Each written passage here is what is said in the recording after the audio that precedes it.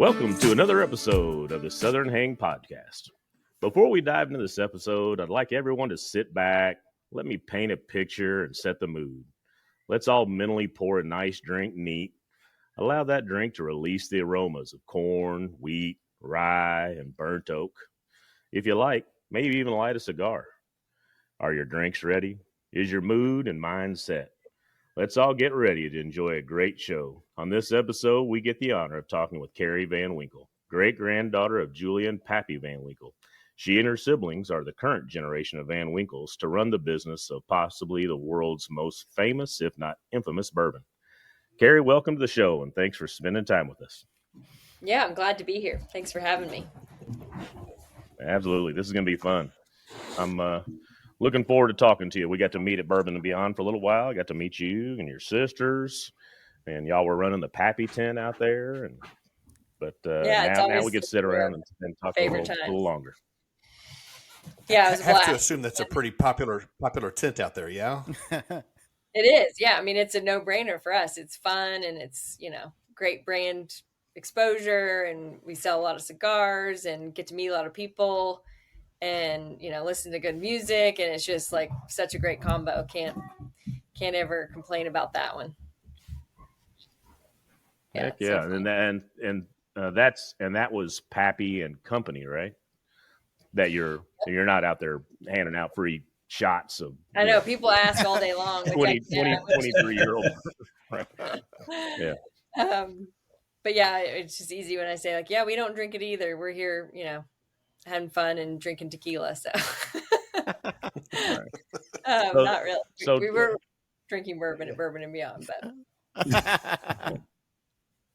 Well, that's a great. So, tell us what that difference is. I mean, obviously, we're based in Louisville, Kentucky, and then the world. If you're a bourbon drinker, everybody knows your great grandfather and Pappy Van Winkle, that name brand. But what is, give us a breakdown of Pappy and Company and what the difference is between the, between the two different brands there. Yeah. Yep. So 12 years ago, my sisters and I started Pappy and Company, which was created just as an extension of the family business. So my dad, Julian, created Pappy Van Winkle, and he's third generation in the industry. And so it was a way for us to get involved, and there was a need for this merchandise type of product that, when you have such a famous brand, that there was no merch. So that was our first thought. And then very quickly it turned into something more, and really got interested in just well-made products that we were inspired to make either by our heritage or our history. Like, for example, the cigars, because obviously that's so specific to the Pappy Van Winkle brand, with Pappy smoking a cigar on the label. So that was one of the first products we ended up making. And so then it just kind of expanded from there into all these lifestyle products that we realized that we either wanted in our everyday lives, or that we, like I said, were inspired by our history to make. So it's just been an evolution of that, and it's going to continue that way, I think, which is really fun.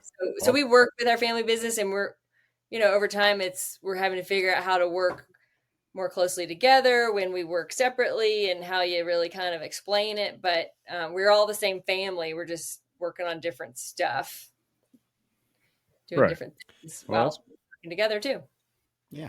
And in each, and Carrie, you're a triplet. I don't know if we said that, but Luis and Chenault. And yep. So, and then your brother Preston, is that correct? Yep. And he's just all y'all are involved. Yes. So the three of us sisters started Pappy and Company, and my brother, when he got out of college, he started working for my dad on the distillery side. And so now as time evolves, the three of us are definitely more involved in the distillery side, just because I think of the just where we are in the family business. But traditionally, Preston's worked with that, and we started our own thing. Mm-hmm. Oh, okay. Yeah. So how was that? You hear all the time with twins or triplets, kind of a little bit of intuition, if you will, right? Being able to, I don't say read each other's mind, but if you guys are working together all the time, is there a lot of kind of get a sense of where the other's going, or does it create opportunity for clashing? Or yes, and I think as I understand, you each kind of have your own swim lane, right? But yeah, Yeah, I think it's interesting. Like we don't have that like innate sense that people talk about, that what, like a sixth sense or whatever, that you know what your sister's actually thinking. But I think because we know each other so well, it's easy to be like, oh, I know Chenault would say the same thing, or Louise would like that too. But then at the same time, because we are so opinionated and have our own thoughts and ideas and work so closely together, that we can easily have different ideas as well. But generally speaking, we're very aligned in most things, I should say. Which helps, I mean, I think that is one thing where, we're all the same age. We obviously grew up together. We mostly had the same friends. We went off to college. We obviously, and even in high school, sometimes we'd have our special little friends from class or whatever. And then in college, we created our own friend groups. I went to College of Charleston and they went to UK. And, but then in the end, we're all friends. Like those college friends of theirs at UK are my friends today. And so we're so close in that regard, that we share such similar lives in so many ways, that we do know each other so well that we can easily kind of answer for the other, unlike siblings who are, I think, more spread apart or just have lead very different lives. Like I like to say, like, oh, you all are so, either people say like, you all are so different, or they say, what are your differences? But our best friends will say like, oh my God, they're drastically different. But it is interesting that I always say, like, if you like me, if if we get along and have fun, like you're going to like my sisters. Like, so we have that in common, that we're the same kind of type, even though we're very different. So I think that's that identical part that's like the same type, but doesn't mean that you're identical in all the ways, because we are very different. And then, well, y'all, I was going to say, before we went live, you were mentioning you moved all the way out to Utah. So, so Idaho, what brought you, yeah. or Idaho? That's right. Idaho. Sorry, I had Utah in mind. Yeah. Well, at least you didn't say Iowa. A lot of people are like, how's Iowa? Yeah, somewhere out west of the Mississippi. Yeah. Yes. Midwest, West, it's all the same. Yeah. So what brought you out there? Yeah. So I moved out after college with Louise, one of my sisters, and we just didn't know what we were quite doing after college, and it was just a fun thing to do. Just kind of live in this mountain town and just kind of give yourself some time and not worry about, we definitely weren't focused on a career when we graduated. We weren't that type. And so we just had a bunch of fun and had odd jobs, and met our husbands out here. And then Louise, her husband originally was from Chicago, but he went to college out in Denver. And so it was just more natural for them. Louise was just kind of more of a homebody anyway. She went to UK. She just had always had that pull to move home. And so, yeah, they've been back in Louisville for like 14 years. And then my husband's from Boise. And once we started having kids, and have two boys, 11 and 16 almost. And yeah, I mean, now once you have kids, this is their home. So there goes, Yeah, that's right. I lived away from Kentucky for a while. And while I was there, I always got two common questions as soon as someone found out I was from Kentucky. One is, have you been to the Derby? And two, what's your favorite bourbon? And so, being a Van Winkle, I imagine those conversations are only, exponential. Yeah, I know. It's kind of funny because we're not big horse people. I didn't grow up going to the Derby. I got to go sometimes because my cousin always had a box. But my parents have never really cared about going. But then it's like, well, yeah, we're not in the horse business, but we're in the bourbon business. So we do have that other strong side. Right. I'm like, but yeah, we sell whiskey. And they're like, oh my God, of course we do. So being a Van Winkle, but you obviously you didn't think anything about it. You're just mom and dad. But was that something you recognized as a kid, that anything Absolutely. was, hey, I'm tied to some, famous bourbon, or was it just, hey, this is just mom and dad life and normal? And it was just, was there a time in your life that you like, hey, wait a minute, this is this is kind of trippy, I mean, it was such a slow evolution that maybe, I'm in my 40s, maybe in my 30s, I realized, like, truly, it was just so nothing to, it was just what our dad did. He went to work, and you know, part of it was because the fame that's happened with Pappy Van Winkle did not start until the mid 90s. And so I graduated high school in 97.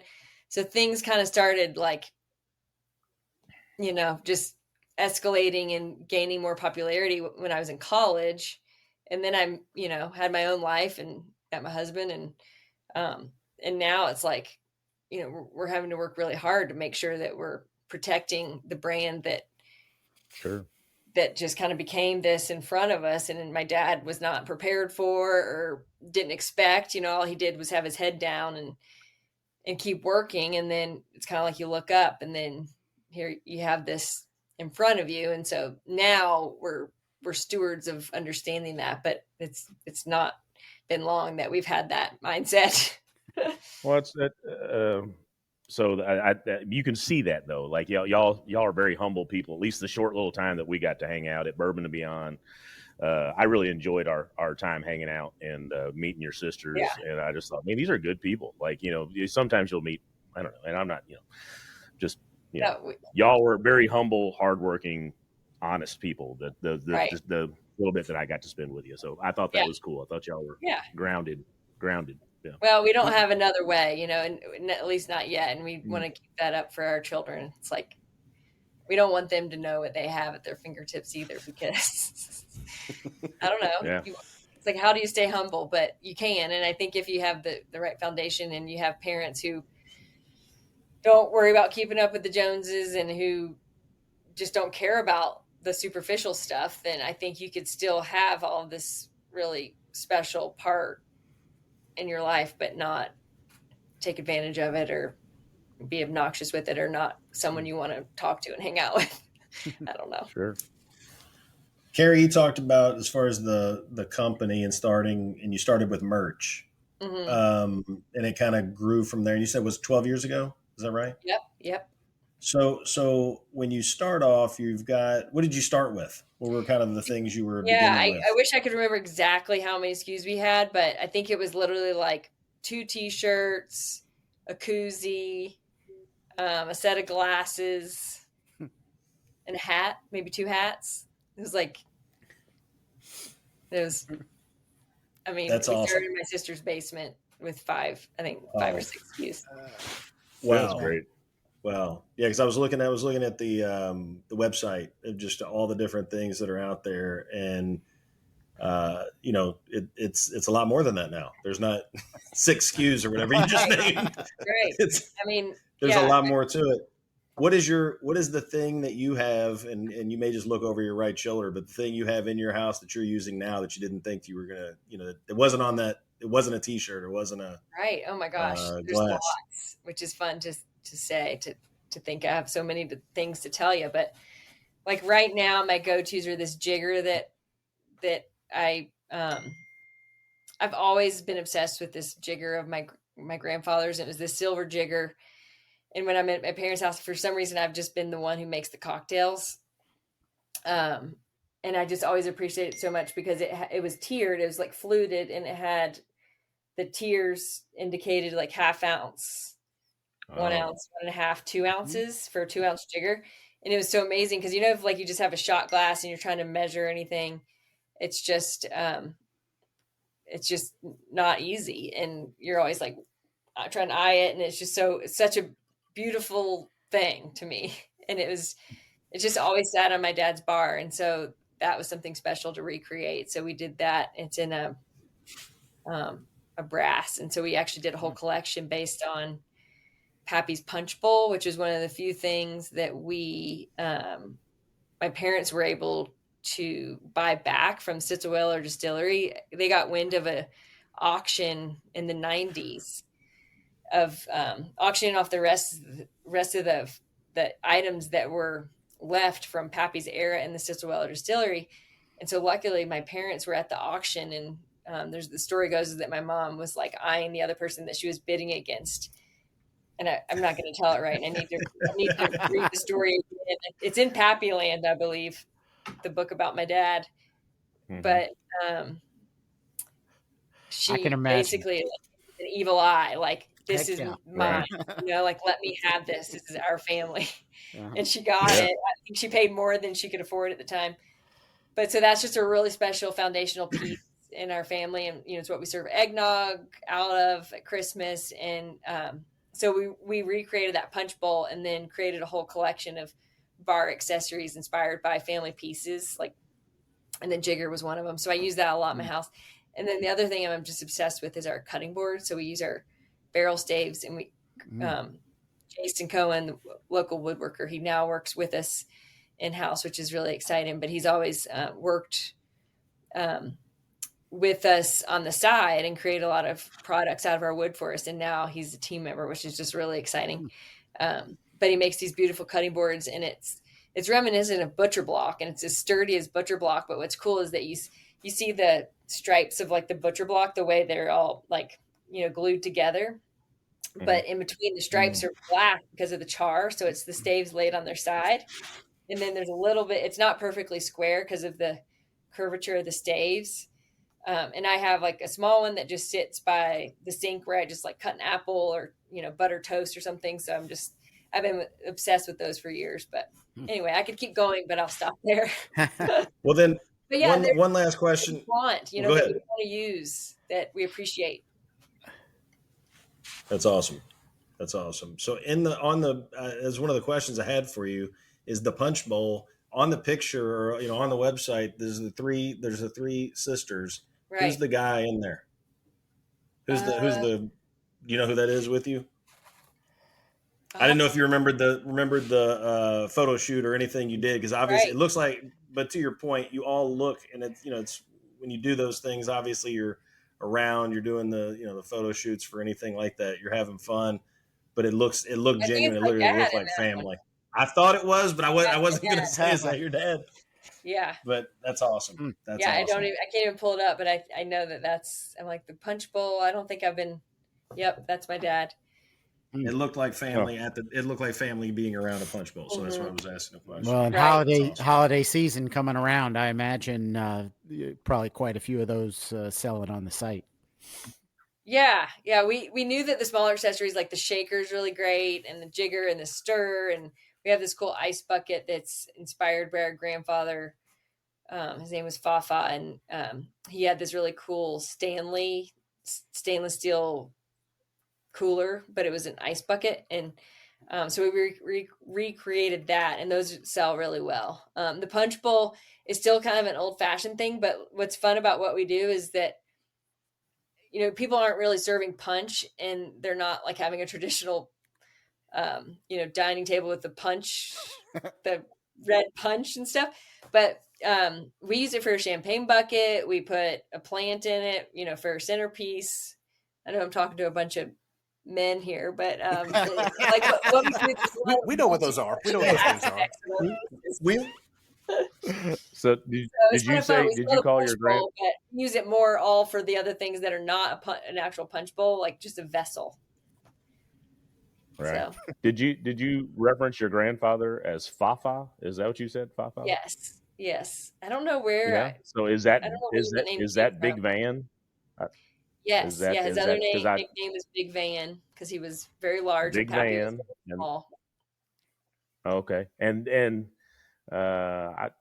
did you get to meet your great grandfather? Were you still? Sadly, no. You have memories? He actually died when my dad was even, I want to say, like 12 or 14. Pappy did, and then. Oh, okay. His son, my grandfather, he died when we were 2. Sadly, he died of prostate cancer. Oh, yeah. I'm sorry to hear that. I was kind of doing the timeline because it looks like great grandfather, was 18 selling Weller, and at 15 years later, so that makes him 33, became part owner.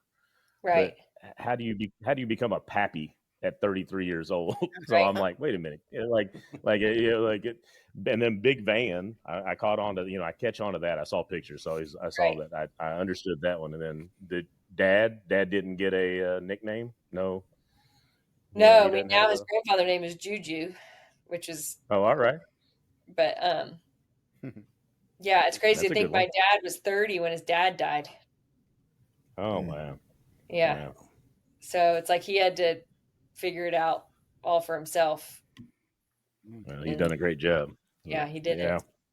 So what's it like for you guys, Carrie? You know, you referenced some of the products and things, the merchandise, right? Mm-hmm. So Craig asked, what was it like growing up? And I think you probably grew up before the bourbon boom, Mm-hmm. right? So now that things are where they are, and you guys are part of the most iconic name, I think, in the bourbon world, are people throwing themselves at you, trying to drive partnerships? Like, do you have to be safeguard almost, if you will, relative to the brand?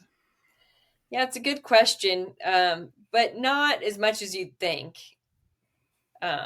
We do get inquiries quite a bit but not excessive, I would say. And no, I think because maybe, I don't know, we are such a lifestyle oriented brand, Pappy and Company, and so the brand collaborations that I seek out are not what are coming to me, I guess I should say. It's interesting. I mean, maybe I would like to get more inquiries that are like truly, really, really cool. Whereas I feel like I'm the one still being like, God, that would be so cool to work with this brand or that brand. Like Southern Hang, Hang, right? Yeah. The Southern Hang podcast, Yes, Pappy Van Winkle collab, right? Yes. That collab would be right. This is the collab. It's over right now. Carrie is just ending it right now. Yeah, I know. I've made it. But yeah, not like you think. I mean, I still feel like a little fish in a big pond, and I think also because we just don't put ourselves out there in a huge way. You know, we're kind of, in the whole scheme of things, we're kind of shy and modest in regards to like brand presence too. Like, it's not our nature to put ourselves out there in a huge way. So it's like work when we do. But yeah, so people aren't throwing themselves at us. No, sorry, there's not. I wish a little more. Maybe after this episode, we'll see what happens. Yeah, exactly. Thanks to this press, we'll see. I'll let you know what happens next week. But I will say, when we do want to work with someone, but I'm not talking like a massive brand, but just even like if we need to work with a marketing firm or any kind of supplier or anyone that this would be something amazing to have on their resume, I understand that it is definitely a win-win. And they, and actually when we first started, we had this really high-level branding firm. It was a feather in their cap. It was something, that we could pay pennies for, and it was a huge brand recognition for them. So that kind of thing happens, but I haven't had like this massive like brand collaboration thing come to us. Gotcha. So you said the website's been around for, what would you say, 12, 13, 14 years, something like that. That kind of takes us to 2013. So like Pappygate, like happening right about the same time as that, right? Like, how much changed for you guys when that all went down? Not much, just frustration and annoyance, really. I think just from like, it really was not even a big deal in the sense of letting it get to us, because it was everyone else's talk and it wasn't our story. And I think it was unfortunate that it happened, and it was frustrating that went down. Right. We're talking about the bourbon theft. Is that what you're talking? That's what you're referencing, the burban theft. Sorry, just for the folks. I sip on it, but I don't write it. Got to make sure I keep my words in check. No, not really. I'm just we talked about like, is there anything off limits? Well, there's going to be one thing that's a little interesting to talk about, but we have what. The whole thing about, I think the annoyance was that how people would spin it, that it was a marketing campaign or a marketing ploy, which is absolutely asinine.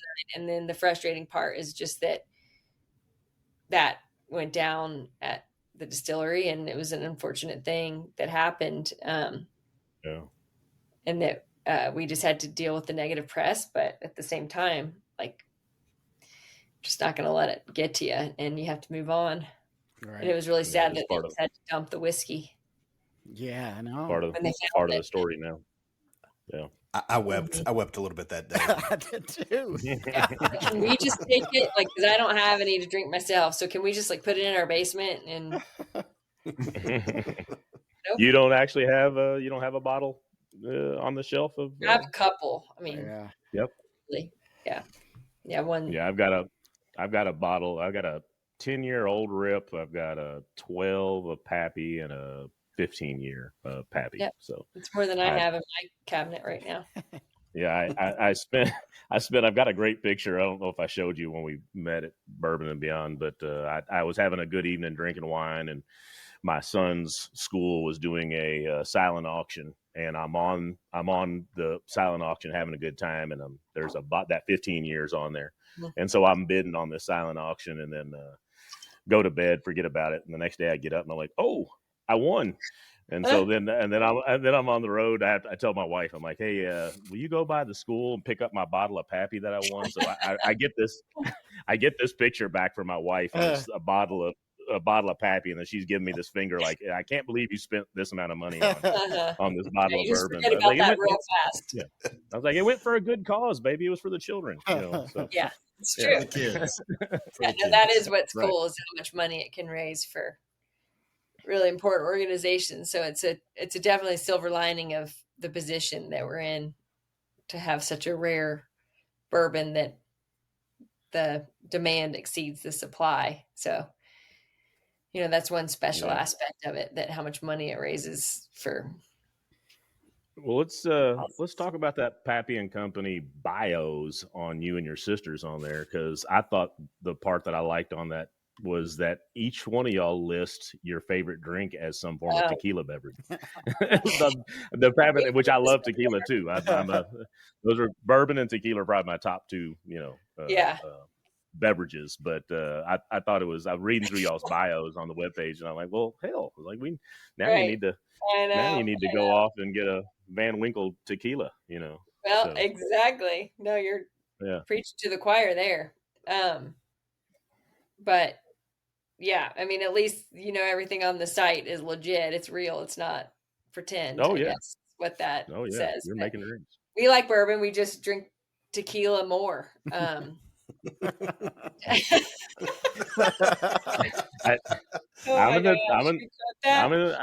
We've kind of switched about a year ago. I actually shouldn't say I like tequila more. I drink it more as an everyday spirit than whiskey. I usually save that for like cold weather. Yeah. Or, an after dinner drink for me, or if I'm out at a bar, at a restaurant, it's not what I go to, like if I'm making a cocktail in the backyard or like right now, cause I'm having a drink. Yeah. Because it's just like, I drink tequila soda with a splash of grapefruit. It's just a light, refreshing thing. I love bourbon, and there's something about it that is just so nostalgic. And yeah, when we were little, we would climb up on the ladder of the big tanks. I don't know what you call them besides that. And you would just get a big whiff, and just even the strong nature of the alcohol flavor and smell of bourbon. I love the smell of it in a bottle. I like the smell of like when someone's drinking a bourbon, like that fresh, like bourbon smell that's just around. Mm-hmm. I love it all. It's just not like, it's more, I guess I just save it for more special occasions, I guess. Yeah. If you're pouring yourself a bourbon, are you going neat, or are you making like an old fashioned? Yeah. Old fashioned. Old fashioned. Great call.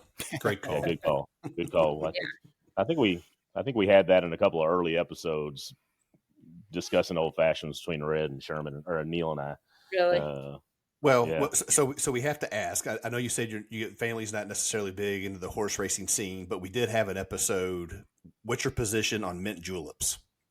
Oh, that's what it was. There you go. Oh, okay. I love a mint julep. I think there's nothing better than legitimate ingredients. Okay. I'm sorry. I have to say, a mint julep at Churchill Downs. No, thank you. I would go for probably a Coors Light. There you go. But for longevity. at home, simple syrup or truly just sugar, muddled with mint and crushed ice and good bourbon and fresh mint, you can't go wrong for a Derby tradition. I've gotten into things like bourbon spritzes with Aperol and soda. Yeah. Like I crave maybe more of that. I don't know why. I think because a mint julep to me is definitely like a warm weather thing, and I'd rather have like soda in it or lemon or just more of a mixed drink cocktail, like lighter and fresher rather than like a stiff, basically bourbon with ice. So I think that's why I wouldn't go for it in the spring, Well, and when it's I have other down, so those are the other guys. They use the other guys, so we don't, they're not using the right. Yeah, brand. and I think it's like whatever their little concoction is, it just isn't necessarily real. Like there's something to be said for the true, real, simple ingredients. I feel like because I'm on the fence I'm not on the fence. I'm on the opposite side of the fence from these boys where I just don't like a mint julep. So they've been trying to tell me that the right one is out there that I need to try. But I feel like I got to go to Idaho. I mean, I feel like the only real way I can take this in is if we come to Idaho, make one, there, and sit on the front porch, sit on the porch and well, drink one, what is fun too is doing like blind taste testing, like where you have zero, whatever, where you can't see the label or you can't see the glass. You just drink it and taste it, and I think maybe that's what they need to do with you. Well, I did write down bourbon spritz Aperol, and my wife fell in love with Aperol spritz when we were somewhere, St. Martin or something. She loved them. And we've had this bottle after I don't know, like something like a week or something that we drank those spritzes, and then that kind of went wayside. Now I'm gonna be making me one of those tomorrow. Oh, they're night so good. Later on. Yeah. Yeah, you can find the recipe on our blog. Oh, I'm in. I'm in. I'm not cracking that 10, 12, or 15. Those, I love like kind of like a daiquiri type thing, but with bourbon. So I'm finding that I really do like mixed drinks with bourbon, and my dad makes me feel better about it. You don't have to be a purist, and if you like bourbon, you should only be drinking it straight or on the rocks. Like you can enjoy a bourbon cocktail, and it's not gross or too sweet, or you can really appreciate it. Absolutely. Anyway, go ahead. Are y'all neat guys? No. If I'm drinking bourbon, I'm usually on the rocks, and then I like to let my ice melt a little bit, and then but I neat every once in a while. I did have 20-year Pappy about a month ago. We were out and had a client that was a vendor that was with us and had never been in Kentucky, and we had a bunch of us out, and he's like, "Oh, we're drinking Pappy tonight." Right. I'm like, "Do you know what you're doing?" And I was like, "You know what you're paying for that?" And he's like, "That's all right. I'm buying." So hopefully it was somewhat affordable. Oh, it was great. It was. We drank it neat. We didn't mess with that one. Right. Yeah. Yeah. It was funny. Yeah.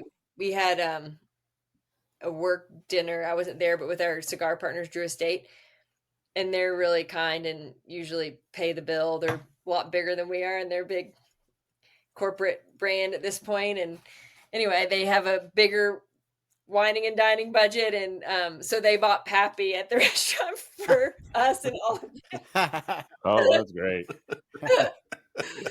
So he's like, I kind of felt bad. I'm like, yeah, I mean, we're not going to go spend what that restaurant's charging, but sometimes I think it was more appropriate. Like you'd hope that some restaurants are not just shooting for the moon, and it's not just really embarrassing what they're charging, and that it makes sense why it's more expensive, but not unaffordable, and you're like ripping people off. Yeah. Unfortunately, Louisville, Kentucky is the mecca of, or the state of Kentucky is the mecca of bourbon. And they know that the people are looking for that. So they're that number is secondhand is high. It is. We did the we did the Kroger raffle last year. Kroger puts out that. Yeah. And we did it last year, mapped out the Krogers, and then we had a blast. We had like 2 other couples, and we all rode around that night and had a little cooler. And well, maybe I'm supposed to say the driver did not have drinks, Right. but the rest of us in the car were right. And then we ran to each. That's I think we fun. made about 9. It was fun. It was fun. That's a good gig. Good. That's what they're getting Good ready thing to that come up. Kroger does with the. Yeah, they're doing that again. No, not September. They're doing that November. Was it November? Oh, okay. I don't know. It was around this time of the year. I remember just got an being chilly. email I remember about it. being chilly. Yeah, Oh, I think okay. it's coming up. So I didn't know that there was that component. I thought it was just an online thing. So that would be fun. No, you can put in one ticket per Kroger in a 4-hour window, and so we mapped out like however many Krogers we could hit up, and then we had more. We kind of gave up. We went to like 9 or 10. Then we're like, all right, we're ready to go get a bite to eat and get a drink, Yeah, and chill That's out. impressive. But we had a blast. fun. Well, good. So what? Go ahead, Red. You got something on your mind? Well, I was just curious, right? So, like with the company, you guys have obviously enjoyed some success, right? We've been around 12 or 13 years, you said. Like, what do you have a vision of what you want the legacy to be, or what is there an end game, or just do you want to take over the world, or like what does that look like?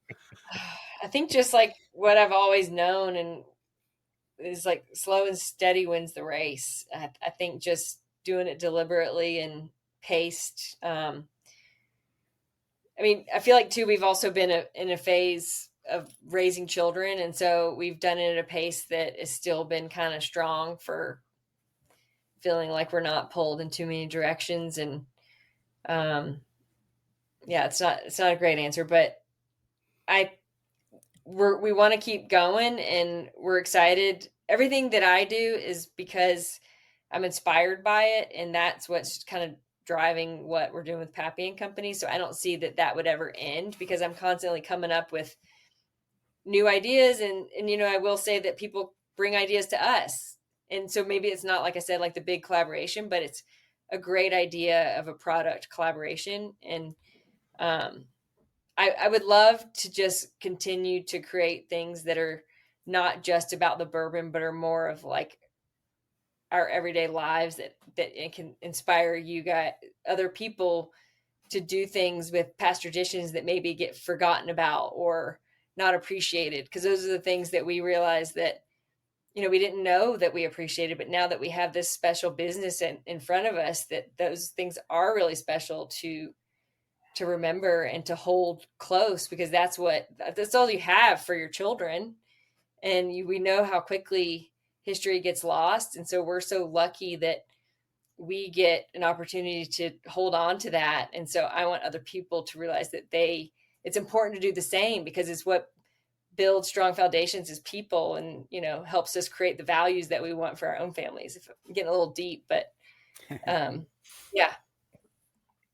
It's a long quote for a T-shirt cover, but I loved it. I loved every bit. Well, it leads me to what we're doing with the book. So I know I was mentioning before we started that. Yeah. We have a book coming out next year, and it really is that about, that's amazing. Not forgetting the past, being inspired by it, and using it in a new way that works for you and your family, and just shows that level of hospitality, which isn't about truly like doing, having a fancy dinner party. It's just about a feeling, and just opening your door to have people come in to your house and have a good time together. Like, people don't do that anymore because they don't trust themselves that they can, or that they have the right table setting or the right glasses. And it's like, you don't need any of that. That's not what hospitality is. And so there's lots of things like that. I feel that I think there's lots of opportunity to build through a business. Is that book written, or is that book being written? Yep. Yeah, we have the manuscript that we're working on finishing right now, and then we have a few more photo shoots. Great. Yeah, it's with Clarkson Potter as our publisher, and we're just really excited about it. I think it'll be a great thing for the sisters and what we've created with Pappy and Company, but a great thing to really help show the world who our dad is, and what he created, and what we're going to protect. That's awesome. Yeah. Yeah.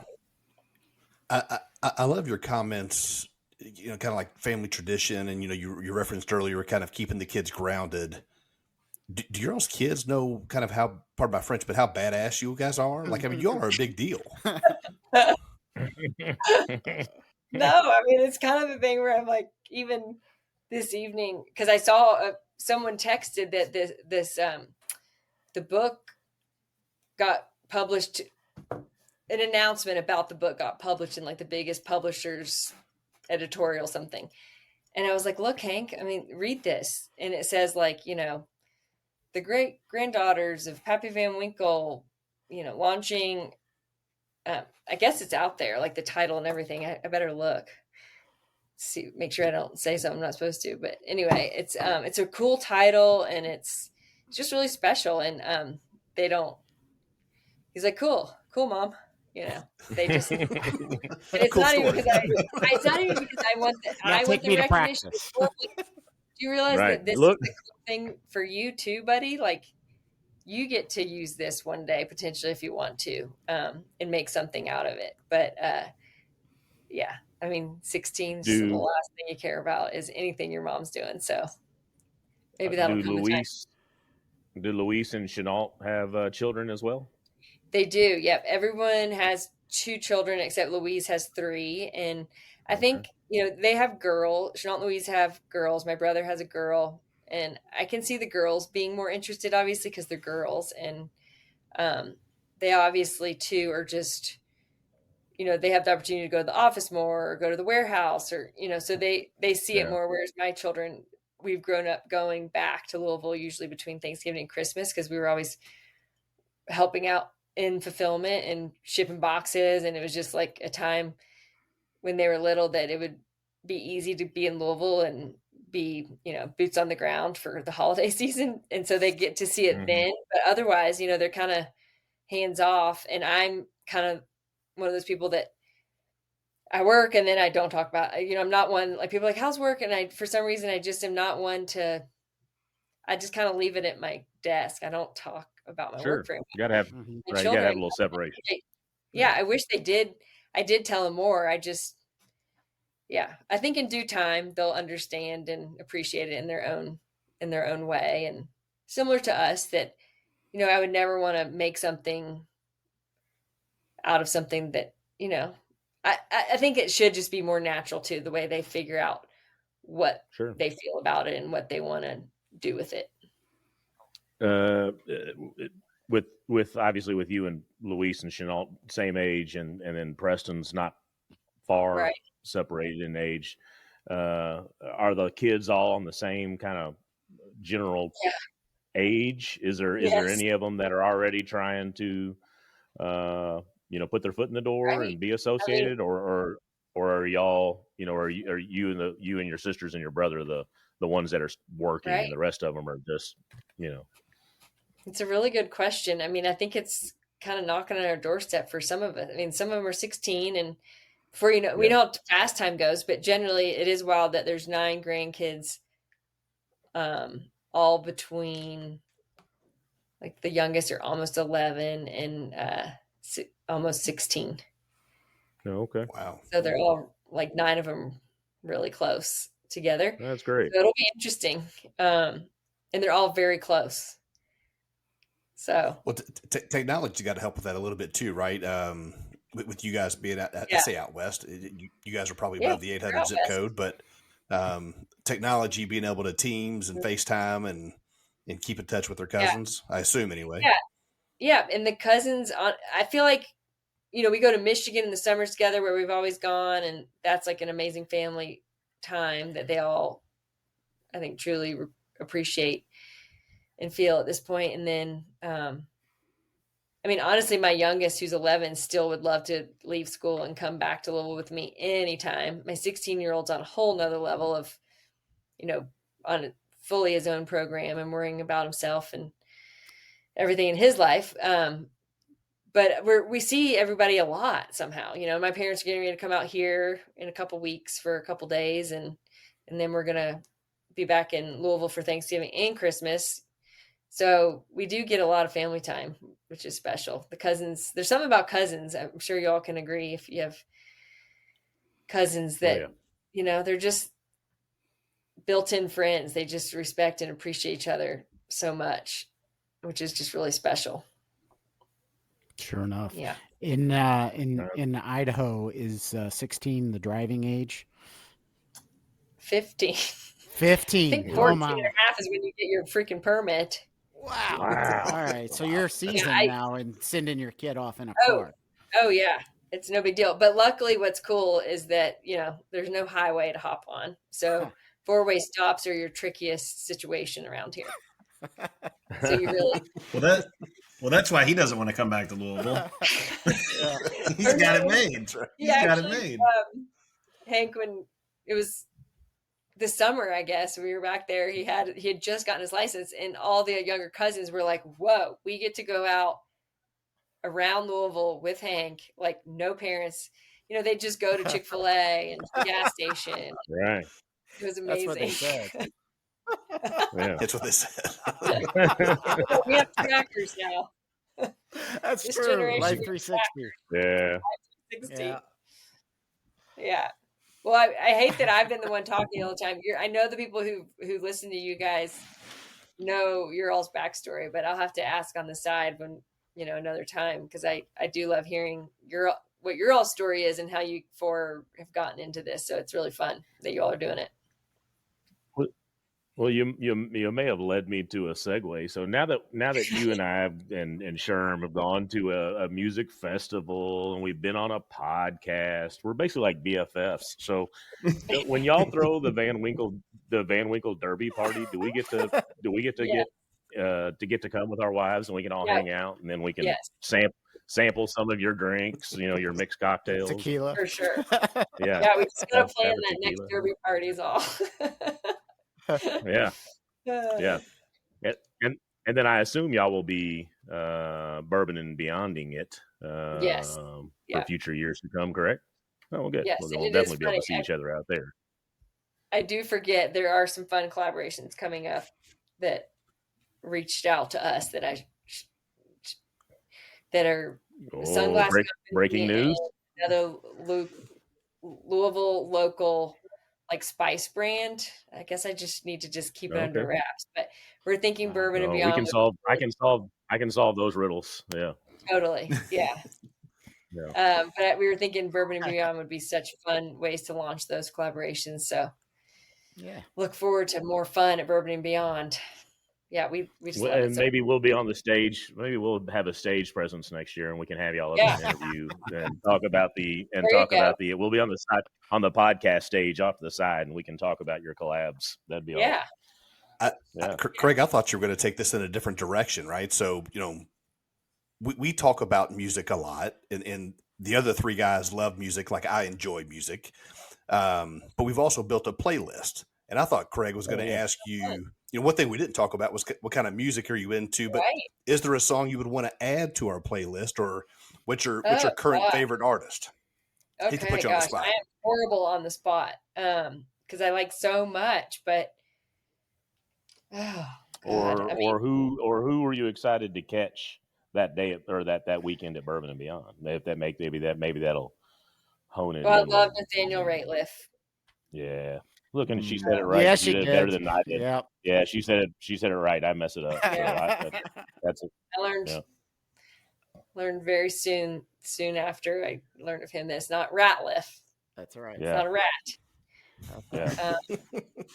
Yeah. I appreciate so much, but that's one thing our dad, I love. I mean, there's lots of things that we love about our dad, but he taught us how to love music and just so much variety of music growing up, and some good, some bad, but I loved it all. What type of music did you grow up on? What was he playing?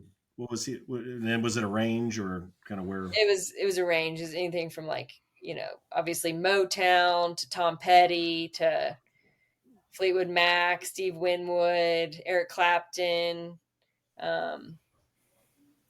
You could do all right with that. Yeah. All those are great. Yeah. And then he even But then he would throw in like Taylor Dane and Fine Young Cannibals. Hey, All right. Hey, there you go. let's go. Let's go. There you go. Yeah, if you get to listen to, we're all over the place on our music. So I know I have to check out your playlists. Yeah, we've got yes, check out the playlist. It's here in a couple of weeks we'll be adding some 80s. We've got an 80s hair band episode that's coming out, so it may differentiate our It'll playlist. veer off a little bit on that. still some good music. Still some good music. But, That's fun. not some of the stuff that we listen to like every day, So yeah, I just got my Railbird. I just got my Railbird tickets, and I've submitted to see if we can get media credentials for us to come out there and do that one too. So I'm hoping. That'd be a blast. I haven't gotten there yet, but they always have an amazing lineup. Who are the highlights this year?